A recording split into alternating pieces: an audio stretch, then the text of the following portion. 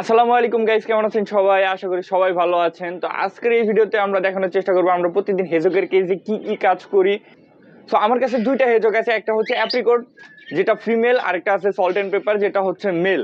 তো ওদের জন্য যেহেতু আমার কাছে দুইটা স্পেস ছিল, তো সেখান থেকে আমি যে কোনো একটার ভিতরে ওদেরকে সেট আপ করবো। ওই একটা সুন্দর মতো পরিষ্কার করে নিচ্ছি।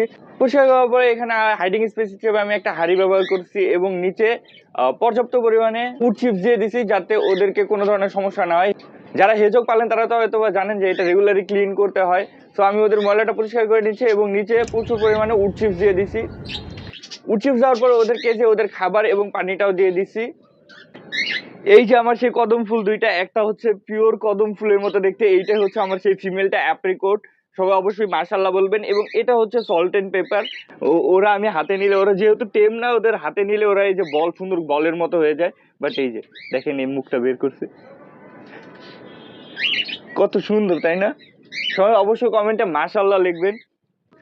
সো ওদের দুইজনকে এখন আমি একসাথে একটা কেজে দিয়ে দিব, যারা ওরা সুন্দর মতো ব্রিড করতে পারে। দোয়া করবেন সবাই ওদের জন্য, ওরা যাতে ভালো একটা রেজাল্ট আমাকে দেয়। তো কেমন লাগলো আমাদের এই হেজকের সেট আপটি অবশ্যই কমেন্ট করে জানাবেন এবং কমেন্টে মাশাআল্লাহ লিখতে ভুলবেন না। দেখা হচ্ছে অন্য কোনো ভিডিওতে। আসসালামু আলাইকুম।